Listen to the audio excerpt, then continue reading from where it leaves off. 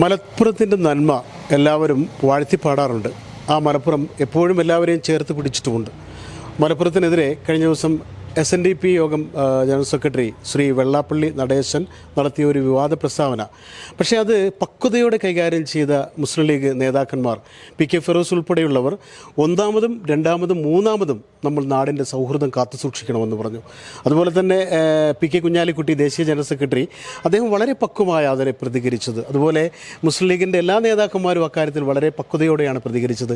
മുസ്ലിം youth ലീഗിൻ്റെ നേതാവായിരുന്നു മാത്രമല്ല പെരിന്തൽമണ്ണ MLA നജീബ് കാന്തപുരം മലപ്പുറത്തിനെതിരെ ഗൂഢ നീക്കങ്ങളോടെ വേറെ ചില ലക്ഷ്യങ്ങളോടെയുള്ളതായിരിക്കുമോ ഇത്തരം പ്രസ്താവനകൾ പല ആളുകളും നടത്തുന്നുണ്ടത്? അക്കാര്യത്തിൽ താങ്കളുടെ അഭിപ്രായം? ഒന്നാമത് ഇവരൊക്കെ മലപ്പുറത്ത് വന്ന് ഈ കാര്യങ്ങളെ ബോധ്യപ്പെടാൻ ശ്രമിക്കണമെന്ന് മാത്രമേ എനിക്ക് പറയാനുള്ളൂ. മാത്രമല്ല, നമ്മളെ സംബന്ധിച്ചിടത്തോളം ഇപ്പോൾ താൽക്കാലികമായ ലാഭങ്ങൾക്ക് വേണ്ടി നമ്മൾ നടത്തുന്ന ഇത്തരത്തിലുള്ള പ്രതികരണങ്ങളൊക്കെ അത് എത്രമാത്രം സമൂഹത്തിൽ മുറിവുകൾ ഉണ്ടാക്കുന്നു എന്ന് ഇവരൊന്നും ചിന്തിക്കുന്നേയില്ല. താൽക്കാലിക ലാഭം ഉണ്ടായേക്കാം, പൊളിറ്റിക്കലായിട്ടുള്ള നേട്ടം ഉണ്ടായേക്കാം. മുസ്ലിം ലീഗ് എപ്പോഴും ആഗ്രഹിക്കുന്ന ഒരു കാര്യം ഏറ്റവും നല്ല സൗഹൃദം പൂക്കുന്ന ഒരു നാടുണ്ടാകണം എന്നുള്ളതാണ്. അപ്പോൾ അവിടെ മാത്രമേ നമുക്ക് സമാധാനപരമായി ജീവിക്കാൻ കഴിയുള്ളൂ. ഒരു അസ്വസ്ഥതയുള്ള നാട്ടിൽ ഏത് സമൂഹത്തിനാണ് അതുകൊണ്ട് ഗുണമുണ്ടാവുക?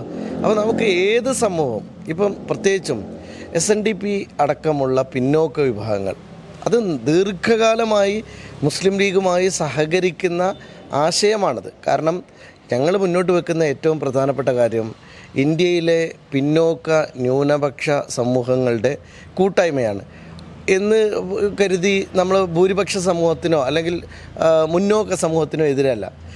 ഇപ്പോൾ നമ്മളെല്ലാവരും മനസ്സിലാക്കേണ്ടത് ഒരു സാമൂഹ്യ നീതി എന്ന് പറയുന്നത് വളരെ പ്രധാനമായ ഒരു കാര്യമാണ്. അത് വിതരണത്തിലെ എല്ലാ കാര്യത്തിലും വിഭവങ്ങളുടെ വിതരണത്തിൽ ആ സാമൂഹ്യനീതി ഉണ്ടാകുമ്പോഴാണ് മനുഷ്യരെല്ലാവരും സംതൃപ്തരാകുക. എന്തുകൊണ്ടാണ് ഞങ്ങൾ മുസ്ലിം ലീഗ് ഇത്തരത്തിൽ പിന്നോക്കം നിൽക്കുന്ന മനുഷ്യരുടെ ഉന്നമനം നമ്മുടെ പ്രധാനമായ അജണ്ടയാക്കി എടുക്കുന്നത്? അവർ കൂടി മുന്നോട്ട് വരുമ്പോൾ മാത്രമേ എല്ലാവർക്കും ഒരു ഇക്വാലിറ്റി ഉണ്ടാവുള്ളൂ. ഇക്വാലിറ്റി ഉള്ള സമൂഹത്തിൽ മാത്രമേ എല്ലാവർക്കും ഒരുമിച്ച് സന്തോഷത്തോടെ ജീവിക്കാൻ കഴിയുള്ളൂ. അങ്ങനെയുള്ള ഒരു സമാധാനപരമായ നാട് നമുക്കുണ്ടാക്കണ്ടേ?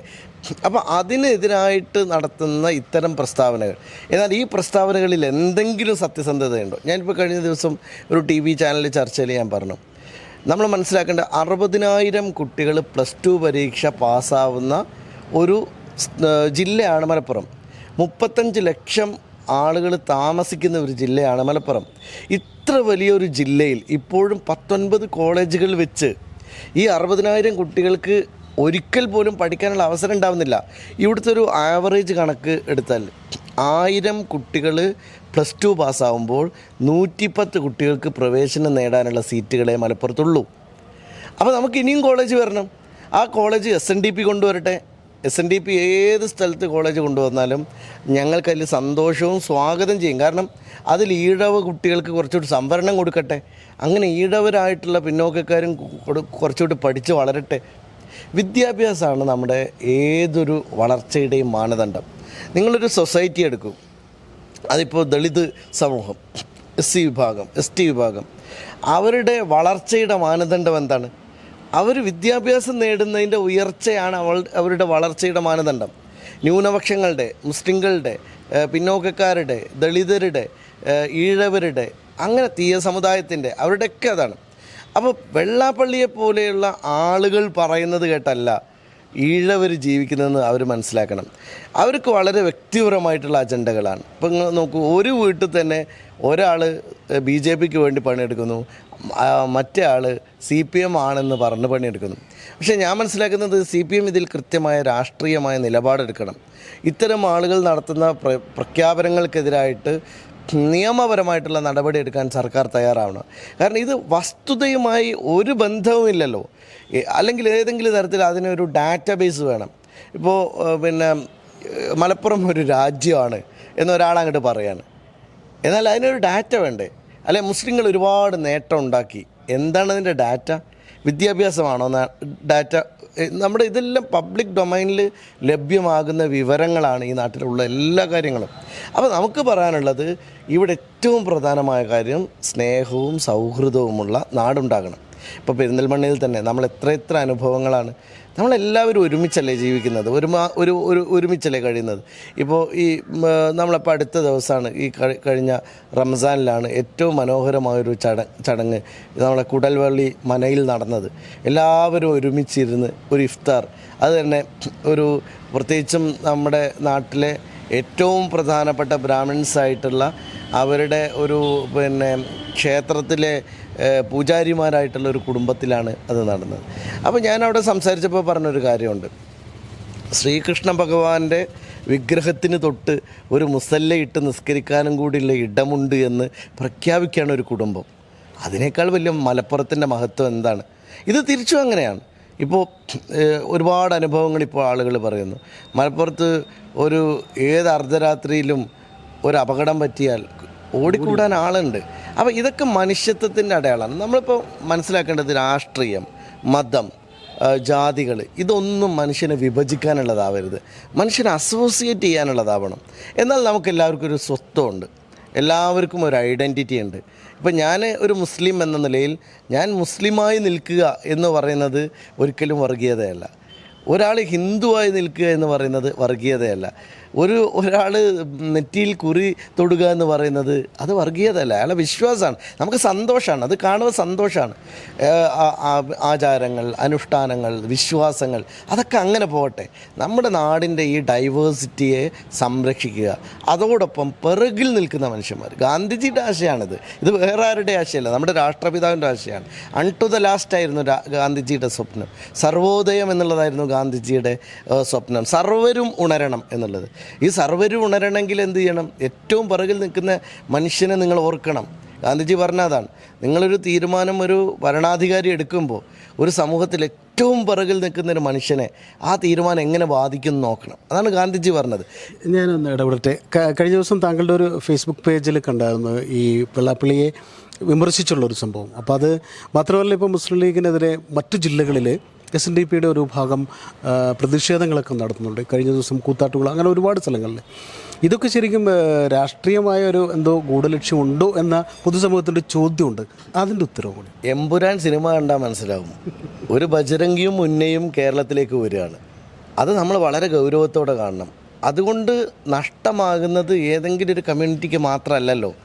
ഒരു അസ്വസ്ഥത ഉണ്ടായാൽ, ഒരു പ്രയാസം ഉണ്ടായാൽ, ഒരു സംഘർഷം ഉണ്ടായാൽ എല്ലാവരും നഷ്ടക്കാരാണ്. എന്തിനാണ് അതിൻ്റെ ആവശ്യം? നമുക്ക് അതല്ല വേണ്ടത്. നമുക്ക് ഒരുമിച്ച് നിന്ന് നമ്മൾ കാണുന്ന ഒരു കേരളത്തിൻ്റെ വളർച്ചയുണ്ട്. മലയാളി എന്ന് പറയുന്ന ഒരു പൊതുബോധമുണ്ട്. ആ പൊതുബോധത്തിന് ഇവരെല്ലാവരും ഒരുമിച്ച് വളരണം. അതാണ് ഞാൻ ആവർത്തിച്ച് പറയാണ്, ഞങ്ങളാരും ശ്രീനാരായണ ഗുരുവിൻ്റെ ആശയങ്ങൾക്കെതിരല്ലല്ലോ. ഞങ്ങളാണ് ശ്രീനാരായണ ഗുരുവിൻ്റെ ആശയങ്ങളെ ഉയർത്തി പറയുന്നത്. കുമാരനാശാൻ ഒരു കസേരയിൽ ഇരുന്നുകൊണ്ട് വെള്ളാപ്പള്ളി പറയുന്ന ഈ നാടകം സത്യം പറഞ്ഞാൽ എന്തൊരു അല്പത്തമാണ്. മാത്രമല്ല, അദ്ദേഹത്തിൻ്റെ വ്യക്തിപരമായിട്ടുള്ള നേട്ടങ്ങൾക്ക് മാത്രം വേണ്ടി ഒരു സമുദായത്തിൻ്റെ അവകാശങ്ങൾ അദ്ദേഹമാണ് ഹനിക്കുന്നത്. മറ്റൊരു പ്രധാനപ്പെട്ട കാര്യം, ഇപ്പോൾ SNDP നടത്തുന്ന സ്ഥാപനങ്ങൾ ഒരു ഈഴവനായ, ഒരു തീയനായ ഒരു ചെറുപ്പക്കാരന് ജോലി കിട്ടണമെങ്കിൽ എത്ര രൂപ കോഴ കൊടുക്കണം? അന്വേഷിക്കട്ടെ. ഇതാണോ സമുദായ സ്നേഹം? ഇതൊന്നും സമുദായ സ്നേഹമല്ല. അവനവൻ്റെ സാമ്പത്തിക രാഷ്ട്രീയ താല്പര്യങ്ങൾക്ക് വേണ്ടി, അവനവൻ്റെ സുരക്ഷയ്ക്ക് വേണ്ടി ജനങ്ങളെ കുരുതി കൊടുക്കുന്ന പരിപാടിയാണ്. ഇതിനൊരിക്കൽ പോലും നമ്മൾ കൂട്ടുനിൽക്കാൻ പറ്റില്ല. അതുകൊണ്ട് തന്നെ അതിശക്തമായി ഇത്തരത്തിലുള്ള, ഞാൻ അദ്ദേഹത്തെക്കുറിച്ച് പറഞ്ഞൊരു പ്രയോഗമുണ്ട്, ഇത്തരം പദങ്ങൾ ഉപയോഗിക്കുന്ന ആളുകൾ, ഇത്തരം വാക്കുകൾ പറയുന്ന ആളുകൾ സാമൂഹ്യ മാലിന്യങ്ങളാണ്. അത് പൊതുസമൂഹം, എല്ലാ രാഷ്ട്രീയ പാർട്ടികളും. കാരണം നമ്മൾ വിചാരിക്കുന്ന പോലെ ഇവരുടെ ആരുടെയും പോക്കറ്റിലല്ല ജനങ്ങളുള്ളത്. ജനങ്ങൾക്ക് കൃത്യമായ നിലപാടുണ്ട്. ജനങ്ങൾക്ക് കാര്യങ്ങൾ അറിയാം. ഓരോരുത്തരും എന്താണ് ഈ സമൂഹത്തിന് നിർവഹിക്കുന്ന ഉത്തരവാദിത്തം എന്ന് എല്ലാവർക്കും അറിയാം. അത് വിലയിരുത്തിയേ ജനങ്ങൾ തീരുമാനം എടുക്കുള്ളൂ. അല്ലാതെ ഏതെങ്കിലും നമ്മൾ വിചാരിക്കുന്ന പോലെ ചില ആളുകളുടെ പോക്കറ്റിൽ മനുഷ്യന്മാർ നിൽക്കുകയല്ല. അപ്പോൾ അതുകൊണ്ട് മുസ്ലിം ലീഗ് എന്ന് പറഞ്ഞ രാഷ്ട്രീയ പാർട്ടിയുടെ ഉദ്ദേശം, ഞങ്ങളൊരു മുസ്ലിം സമുദായത്തിൻ്റെ നേട്ടം പ്രധാനമാണ്. അതോടൊപ്പം തന്നെ ഇവിടുത്തെ എല്ലാ പിന്നോക്ക വിഭാഗങ്ങളുടെയും നേട്ടമാണ്. അതിനർത്ഥം ഏതെങ്കിലും മുന്നോക്ക സമുദായത്തിനെ അവരുടെ അവകാശങ്ങൾ ധ്വംസിക്കുക എന്നുള്ളതല്ല. അവർ കാലാകാലങ്ങളായി ചരിത്രപരമായ കാരണങ്ങളാൽ തന്നെ അവസരങ്ങൾ ലഭിച്ചിട്ടുള്ള ആളുകളാണ്. ഇനിയും അവർക്ക് ലഭിക്കണം. അവർക്ക് പോരായ്മ ഉണ്ടെങ്കിൽ അവർക്കും കൊടുക്കണം. അവർ പിറകിലാണെങ്കിൽ അവരെയും വളർത്തണം. അവർ സാമ്പത്തിക പിറകിലുള്ള എത്രയോ ഉന്നത വിഭാഗത്തിൽപ്പെട്ട ആളുകളുണ്ട്. അവർക്ക് ഏതാണോ തരത്തിൽ അവർ മുന്നോട്ട് കൊണ്ടുവരേണ്ടത് അത് നമ്മൾ ചെയ്യണം. സമൂഹത്തിൻ്റെ നമ്മളിപ്പോൾ ഒരു സോഷ്യലിസം സ്വപ്നം കാണുന്ന ആളുകളെ സംബന്ധിച്ചിടത്തോളം നമ്മളൊക്കെ ഒരു കേരളത്തിലെ പൊതു മനസ്സെന്ന് പറയുന്നത് അതിനൊരു ഇടതുപക്ഷ സ്വഭാവമുണ്ട്. അത് മുസ്ലിം ലീഗുകാർക്കും ഉണ്ട്, ഇവിടുത്തെ കോൺഗ്രസ്സുകാർക്കും ഉണ്ട്, ഇവിടുത്തെ CPM ഉണ്ട്. അപ്പോൾ ആ ഇടതുപക്ഷ സ്വഭാവം എന്ന് പറയുന്നത് എല്ലാവരും തുല്യരാവണം എന്നുള്ളതാണ്. ആ തുല്യത സംഭവിക്കുകയാണെങ്കിൽ സോഷ്യൽ ജസ്റ്റിസ് സാധ്യമാണ്. ആ സോഷ്യൽ ജസ്റ്റിസ് എന്ന് പറഞ്ഞാൽ ഏതെങ്കിലും ഒരു സമൂഹത്തെ ഹെയ്റ്റ് ക്യാമ്പയിൻ നടത്തി അരികവൽക്കരിക്കലല്ല, അവരെല്ലാവരെയും നമ്മൾ ഉയർത്തിക്കൊണ്ടുവരലാണ്. അനാവശ്യമായ അപവാദങ്ങളും കുപ്രചരണങ്ങളും നടത്തി സമൂഹങ്ങളെ വേദനിപ്പിക്കരുത്. അത് ശരിയായ നിലപാടല്ല. എന്തായാലും MLA വളരെ വ്യക്തമായ കാര്യത്തിൽ അദ്ദേഹത്തിൻ്റെ അഭിപ്രായം പറഞ്ഞു, അദ്ദേഹത്തിൻ്റെ പാർട്ടിയുടെ അഭിപ്രായം പറഞ്ഞു. ഏതായാലും ഇത്തരം സംഭവങ്ങൾ സമൂഹത്തിൽ ഛിദ്രത, ഭിന്നത സൃഷ്ടിക്കാൻ മാത്രമേ ഉപകരിക്കൂ എന്നുകൂടി അദ്ദേഹം പറഞ്ഞു വയ്ക്കുന്നുണ്ട്. ക്യാമറാമാൻ ബിനുവിനൊപ്പം ജബ്ബാർ വേണാട്ട്, നില 24 ലൈവ്. കോഫി. Thank you. എന്തുണ്ട് ഇന്നത്തെ ന്യൂസ് വിശേഷം? എല്ലാം പഴയത് തന്നെ. എന്താ ബുക്ക, സുഖമല്ലേ? സുഖം ശിവദാസ. എന്തൊക്കെയാ വിശേഷം? തരക്കേടില്ലാതെ പോകുന്ന ബുക്ക. ഇത്തവണ ബില്ലൊക്കെ ഇത്തിരി കുറവാവട്ടോ ശിവദാസ. അതെന്താ ബുക്ക? അതൊക്കെ ഉണ്ട്.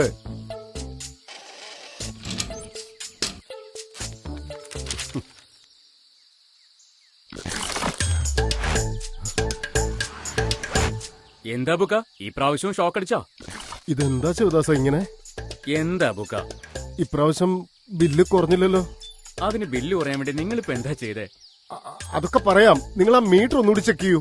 മീറ്റർ റീഡിംഗ് ഒക്കെ ശരിയാണ് ബുക്ക, പ്രത്യേകിച്ച് നിങ്ങളുടേതാവുമ്പോ ഞാൻ 2 പ്രാവശ്യം നോക്കാറുണ്ട്.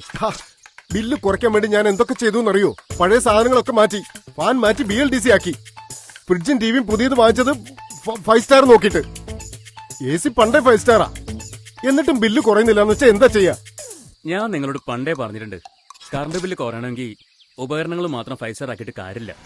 അതിലേക്ക് കറണ്ട് വരുന്ന വയർ ക്ലാസ് 2 ആവണം. ക്ലാസ് 2 വയറിൽ കോപ്പറിന്റെ അളവ് കൂടുതലായിരിക്കും. ഇത് കറണ്ട് ഫ്ലോ ചെയ്യുമ്പോൾ ഉള്ള റെസിസ്റ്റൻസി കുറയ്ക്കാനും അതുവഴി കറണ്ടിന്റെ ഉപയോഗം കുറയ്ക്കാനും സഹായിക്കും. അബൂക്ക, ഇപ്പൊ നിരാശപ്പെട്ടിട്ട് എന്താ കാര്യം? ഇതൊക്കെ വീട് പണിയുമ്പോഴല്ലേ നോക്കേണ്ടത്. അപ്പുറത്ത് മോളുടെ വീട് പണിയുന്നില്ലേ? അവിടെ കേബിൾ വാങ്ങിക്കുമ്പോൾ ഒന്ന് ശ്രദ്ധിച്ചാൽ മതി. ശിവദാസ, ആ വീട്ടിലേക്ക് നിങ്ങൾ ഏത് കേബിളാ സജസ്റ്റ് ചെയ്യുന്നത്? ജെഫ്റ്റൻ എന്ന ബ്രാൻഡില് ഒരു കേബിൾ ഉണ്ട്. അതെ, ഞങ്ങൾ ക്ലാസ് 2 കേബിളുകൾ മാത്രമേ നിർമ്മിക്കൂ.